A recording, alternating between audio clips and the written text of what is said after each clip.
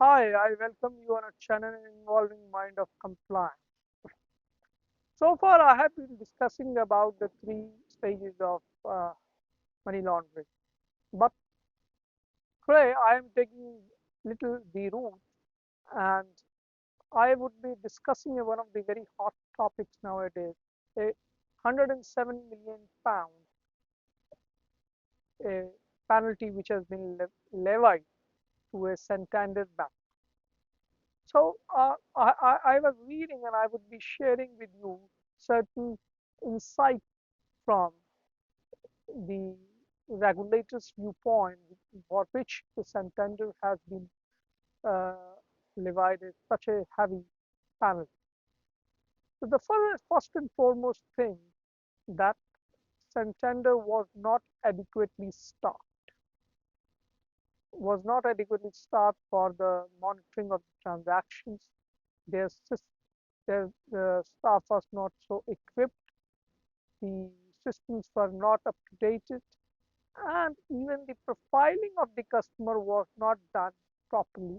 One of the examples they have given a one customer whose turnover should have been around £5,000 in a month, and down the line, so much of million of pounds passed through that particular account, and there was no alert and there was no checking on it. There was no re-KYC of the customer, there was no reprofiling of the customer was done for that particular uh, customer. And the failure of the oversight and governance was there.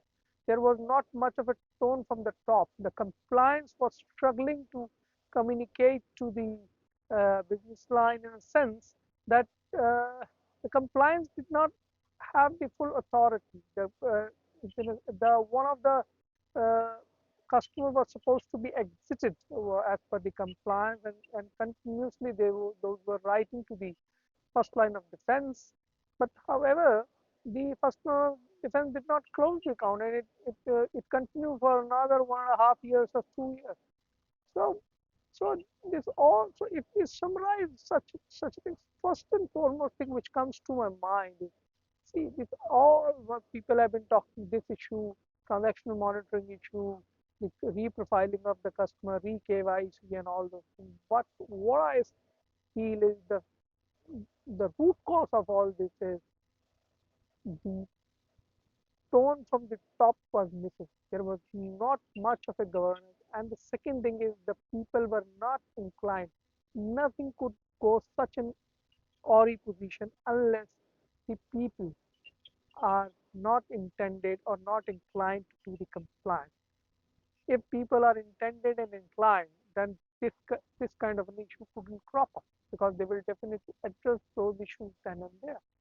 So during the core of compliance is what I feel is the anything. If you do the risk management, EWRA, risk appetite statement, residual risk, if you call it whatever you call it, means ultimately it boils down or filters down to your controls, and the most crucial controls are only two, which you can call it as an heart of compliance. That is transaction monitoring and your ongoing due diligence, which is kind of in the heart of compliance.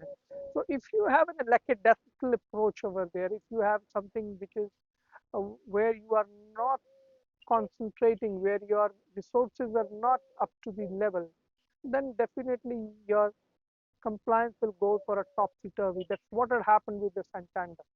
So your transaction monitoring, how we have to optimize the transaction monitoring and how we have to optimize our ongoing due diligence. What are the key ingredients in those transaction monitoring and ongoing due diligence, which could really have a good impact in your financial crime compliance control, and which could reduce further your residual risk, and which could bring down your products, your clients, and everything within your risk appetite statement. So that we would be discussing later down the line. So, but today my focus was to tell you what was the reason that Santander has been fined, and what have gone missing out in that, and how we could little bit concentrate on the things that which are the most important of in the financial crime compliance and the fight against financial crime. I would give a statement over here. Kindly note the compliance profession or this financial crime compliance particularly is a very noble one, because for even a single money launderer to remember there is a victim behind it. There is a victimization.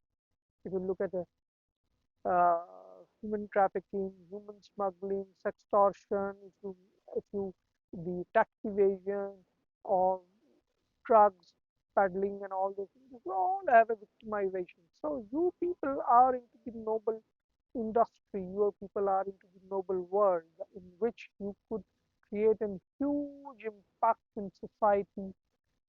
You could save the society, save the youth, save the countries. Yes, there is a tremendous opportunity which you could help to contain all this uh, mess in the society. So we would be discussing more about transaction monitoring optimization in our next video. What is it and how we could do it? Because that's what I feel is the core of compliance, financial crime compliance. So with this, I